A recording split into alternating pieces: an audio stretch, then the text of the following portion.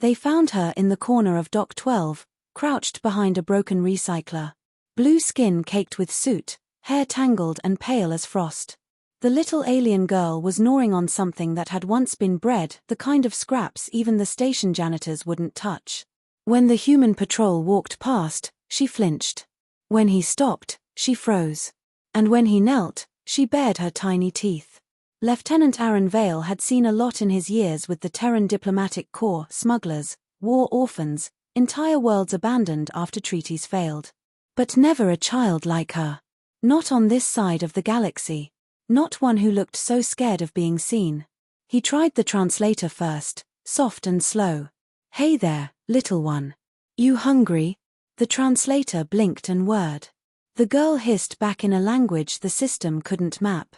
Her eyes, silver and huge, darted between him and the sandwich in his hand.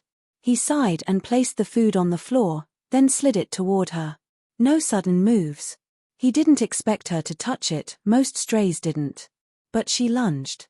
In one quick motion she snatched the sandwich, tore it open, and devoured it like she was afraid someone would take it back. The other officers muttered behind him. "Another beggar. Looks half feral.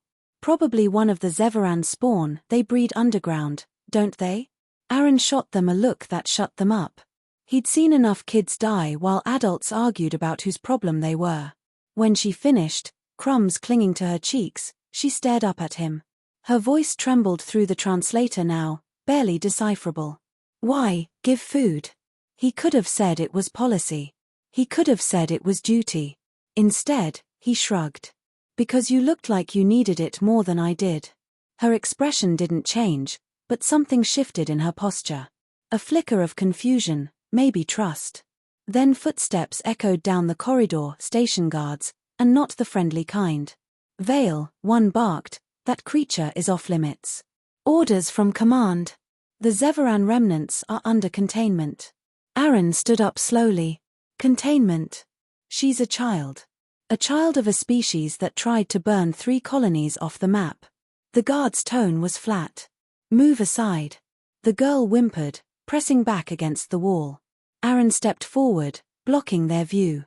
"You want her," he said quietly, "you go through me." The room went still. No one expected a human officer to risk rank for an alien stray. But there he was, hand hovering near his sidearm, face unreadable. The guards hesitated, protocol didn't cover this kind of scene. In the pause, the girl slipped closer to him, clutching the hem of his jacket. Her skin was cold, trembling. Aaron looked down at her, then back at the guards. "She's under my protection. You can file the paperwork." He didn't wait for their answer. He just walked away, one hand guiding the small blue figure by his side. Later, in the quiet of his quarters, she sat on the floor by the window, staring at the stars. He tried again with the translator. She gave her name, something soft, lilting. He couldn't pronounce it, so she laughed, a sound like wind through glass, and said, "You call me Nira." He nodded.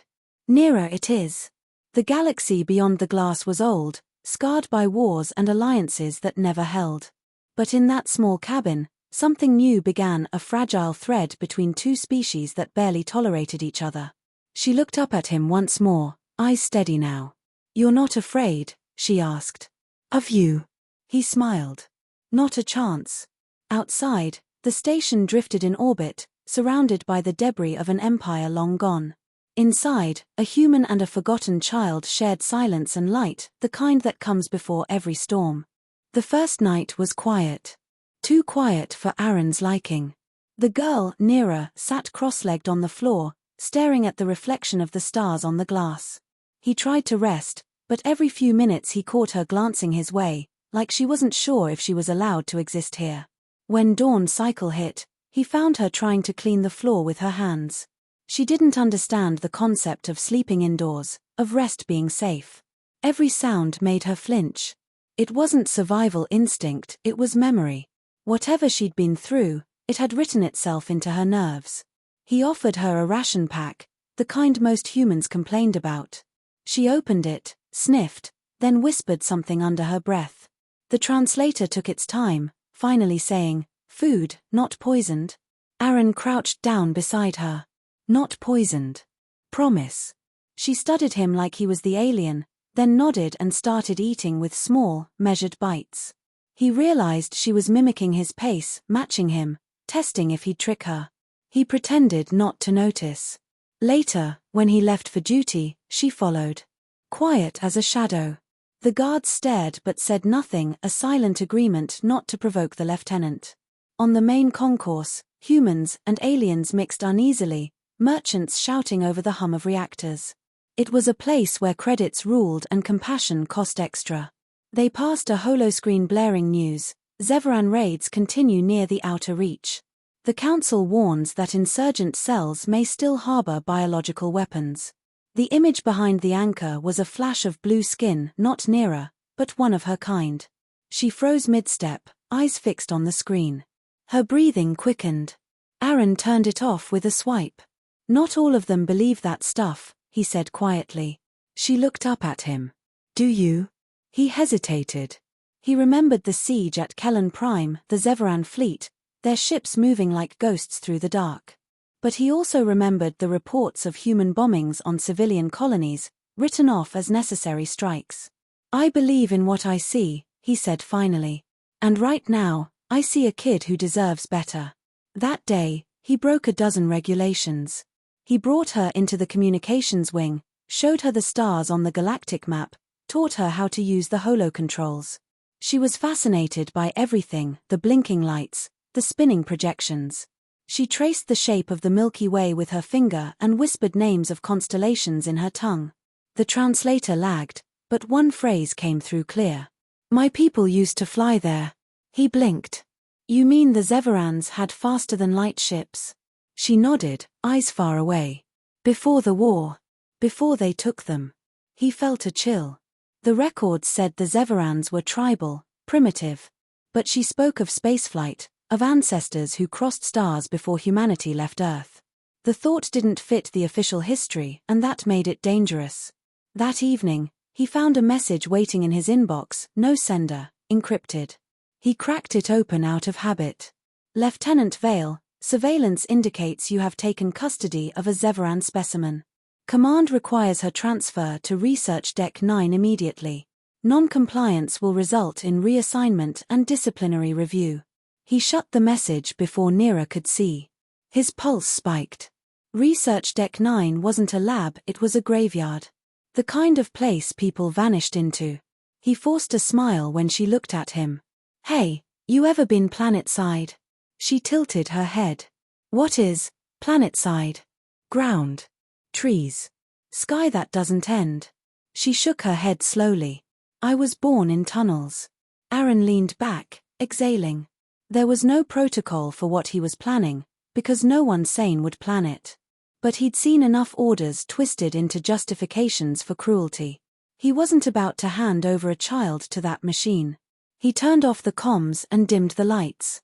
The ship's engines hummed softly beneath their feet. Neera, he said, voice low. How do you feel about a little trip? She blinked, suspicious but curious. Trip. Away from here. Somewhere no one can hurt you. For the first time, she smiled, small, cautious, but real. And in that moment, he knew he'd already crossed the point of no return. Outside, in the cold corridors of the station, unseen eyes were already watching. Surveillance drones hovered near the door, recording the warmth of two figures inside, one human, one alien, both about to vanish into the void. Aaron didn't sleep that night. He spent hours studying flight logs, guard rotations, and supply routes. Every path out of the station was sealed with triple authentication. Still, there were gaps, small ones, overlooked by bureaucrats who trusted procedure more than people. He could slip a shuttle out during cargo transfer, hide in a blind zone between the scanners. It wasn't safe, but safety wasn't on the table anymore. He packed light, rations, water, a small medkit, and his old revolver, the kind made before plasma replaced powder. Neera watched from the bunk, legs tucked under her, silent but alert. She sensed the shift in the air. Maybe it was his heartbeat, maybe it was instinct. You're not coming back, are you? She asked softly. He paused, hand hovering over the console. Not if I can help it. She climbed down, walking over to him. They'll chase. I know. He gave a small, humorless smile. But I'm faster. When the cargo alarms blared for the 0400 shift, they moved. He led her through maintenance shafts, past the humming cores and steam vents. The smell of hot metal filled the air. Neera followed without a sound. She moved differently now, less frightened, more focused. Like she'd remembered something older than fear. They reached Dock 16 just as the loaders were cycling out. Aaron hacked the gate override, pulse racing as the console flashed red, then green. Go, he whispered. They slipped inside the cargo shuttle. The engines purred to life, gentle as a cat stretching in the dark. The bay doors began to close, and that's when the klaxons screamed. Someone had noticed. Hold on. Aaron slammed the throttle forward. The shuttle roared, pressing them back in their seats. A beam of light sliced across the viewport security drones. Neera clutched the armrest, wide-eyed. They're shooting. Yeah, they do that when they're mad. He yanked the controls hard. The shuttle spun, scraping past a fuel rig. Sparks danced across the hull. A missile lock warning blared. He hit the dampers and dived. The shuttle dropped like a stone, the artificial gravity lagging behind. The first missile streaked past them, detonating against a docking arm. Debris scattered like fireworks. Neera gasped. We die. Not today. He rerouted the power from life support to engines and punched the jump sequence. The stars stretched, warped, and then snapped into a tunnel of blue light. The silence afterward was almost painful. They made it. Neera floated slightly in her seat, staring at the streaking stars. Where now? Outer Belt, Aaron said. I know a place where no one asks questions. She nodded slowly.